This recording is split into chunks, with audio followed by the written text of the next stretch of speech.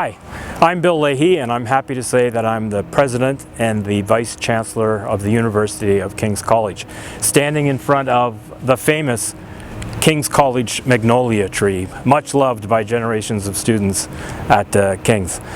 I want to share with you some news about our plans for the next academic year, your first year of university. And the happy news that I want to share with you is we are planning to once again be the in-person university, both in terms of our teaching and learning and in our campus life, that we are meant to be.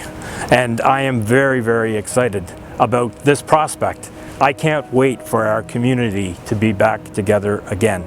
I want to assure you, however, like just through the past year when we were online, our priority will continue to be your safety and the safety of everyone who works at King's and all of the neighbors of King's. And therefore, we're going to build upon three important conditions.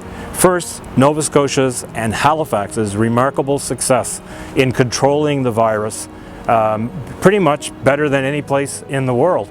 And I know we're having an outbreak right now, but I'm very, very confident that it will be brought to ground, just like every other outbreak has been brought to ground, by the proactive action of our government and our public health officials.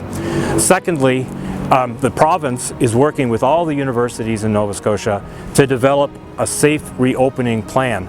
And that plan is going to be approved by our hero, the amazing Dr. Robert Strang, our Chief Medical Officer of Health, who's been our fearless leader since the pandemic began.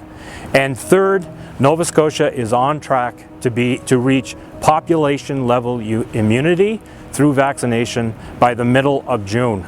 And that's going to create very safe conditions for us to operate at King's. And on the topic of vaccination, arrangements will be made to ensure that students who come to Nova Scotia that haven't had the chance to be fully vaccinated before coming to Nova Scotia are given that opportunity when they arrive in Nova Scotia. And then also, we're going to rely on the safety plans that we develop and put in place. So I want you to know in advance, there will still be some wearing of masks, there will still be some physical distancing required, there will still be some limits on gatherings, all of which put together will allow our foundation year program to be live, in-person lectures and tutorials, and the same with most of the rest of our courses. But at the same time, I want you to know, if despite all of that, you're still not sure you want an in-person experience in the coming academic year, that the foundation year program, which was brilliantly converted to an online program in the past academic year, will also be offered next year as an online experience. Now, the other thing I want to make sure you're aware of is that we're doing all of this in lockstep with Dalhousie, which is also working on a plan to be largely in person in the coming year. And I know that's very, very important to you because all of you will be doing some courses at Dalhousie as well as courses at King's. What can you do?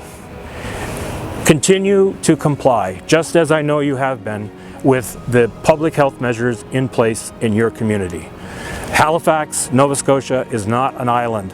The more we can do as a country, as a world, to bring COVID infection levels down, the safer it will be everywhere in the world for us to be back together again. Secondly, get vaccinated when your opportunity to get vaccinated arrives. And third, come with a commitment, not just to live for yourself, but to live for others. And that will mean that you will be coming with a commitment to comply with all the public health measures that we need to continue to have in place that will allow us once again to be together as a community, as your community. Thank you for listening.